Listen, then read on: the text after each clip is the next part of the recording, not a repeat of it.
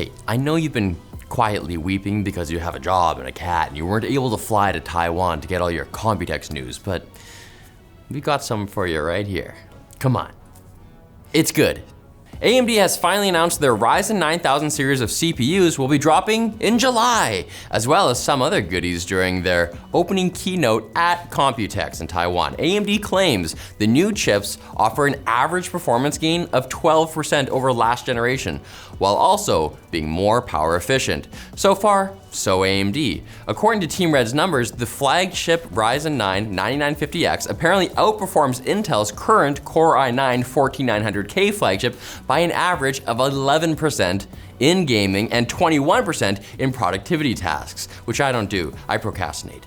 The 9000 series will fit into AMD's AM5 CPU socket, and it seems future chips will as well. While AMD previously stated that they will support AM5 until at least 2025, they've now upped that commitment to at least 2027. But that doesn't mean that they forgot about you AM4 users. No, AMD has also announced they'll be launching 2 brand new Ryzen 5000 desktop CPUs 3.5 years after originally launching the 5000 series. And even if you're looking to upgrade to AM5, AMD's newly announced X870 and X870E motherboard chipsets also support older Ryzen 7000 and 8000 chips, providing a little upgrade path for you once AM4 stops being supported.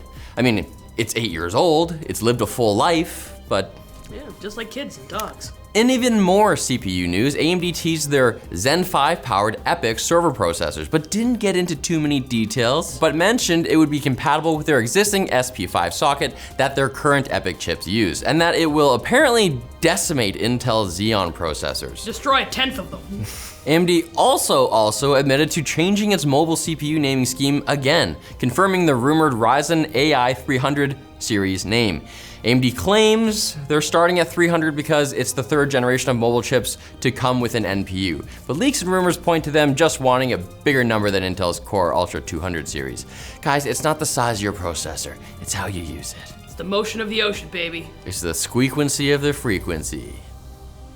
Keep that in. Nvidia's rivalry with AMD is causing the company to do some very petty things. For starters, while AMD was the opening keynote for Computex, Nvidia CEO Jensen Huang organized his own keynote speech, which he gave the day before the event actually started.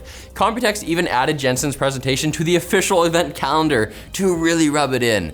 Adding insult to injury was that Nvidia didn't really have anything to say, at least not for your average gamer and tech enthusiast. Jensen teased Rubin, the company's next AI chip architecture, before Blackwell has even shipped to customers. There was a lot of talk about what AI could do, some of it downright frightening. After initially debuting Nvidia's Ace technology as a way to create more interactive video game NPCs, Huang now imagines digital humans as something that will revolutionize other industries like making digital customer service agents, digital healthcare workers, and other replacements for human jobs. Hopefully not mine. There was some news for consumers. The company teased RTX AI PC laptops that will eventually enable Copilot Plus features thanks to power efficient systems on a chip. What that means is these laptops use AMD CPUs. Nvidia just didn't want to say that on their own site, but they admitted as much to The Verge. Nvidia also claimed that its GPUs could technically run Copilot Plus features themselves, but it wouldn't be as efficient. Just take the L, dude.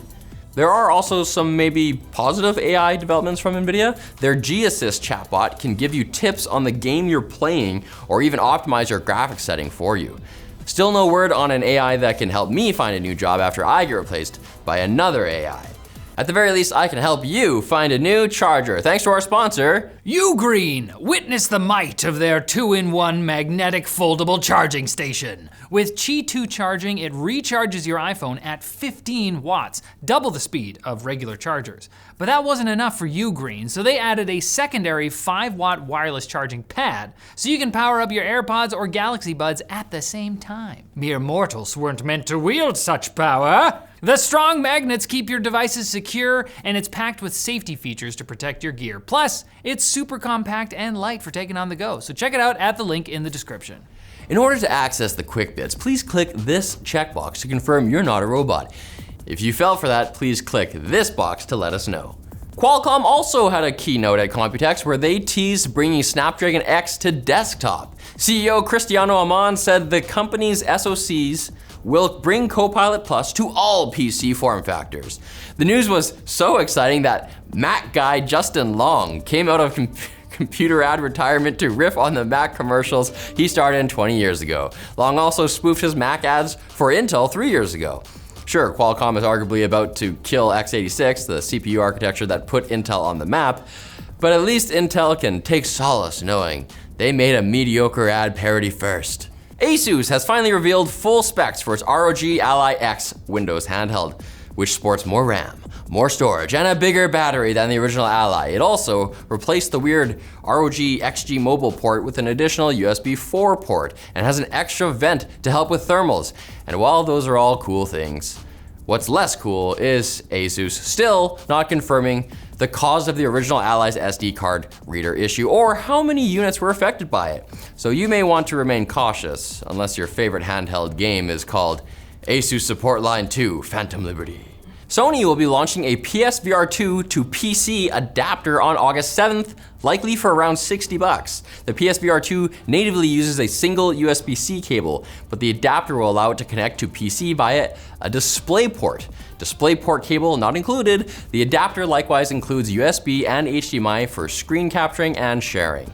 There are a few caveats. The headset won't have adaptive triggers, eye tracking, or HDR on PC. On the bright side, this might actually help Sony move its giant, embarrassing mountain of unsold headsets currently gathering dust in a warehouse somewhere. It's just like the cheese caves all over again. Sonos' new Ace headphones, their first ever, are due to launch in 2 days. They're apparently well designed, comfortable, and sound great.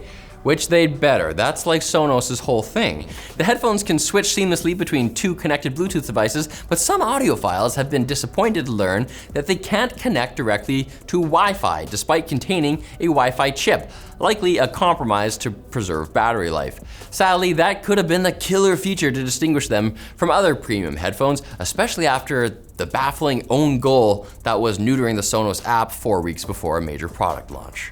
And a Google employee was apparently behind several leaked Nintendo announcements. 404 Media got their hands on an internal Google database full of privacy and security incidents from between 2013 and 2018. One of those incidents involved a Google contractor using admin privileges to download and watch an unreleased privated Nintendo trailer on YouTube. This contractor then shared a screenshot with a friend who posted it on Reddit. What a friend. In Google's investigation of the incident, they determined the leak was non-intentional. These things happen. You see an image of Yoshi, your vision goes black and you're no longer in control of yourself. Oh! We've all been there. But you should control yourself by coming back on Wednesday for more tech news. You're compelled.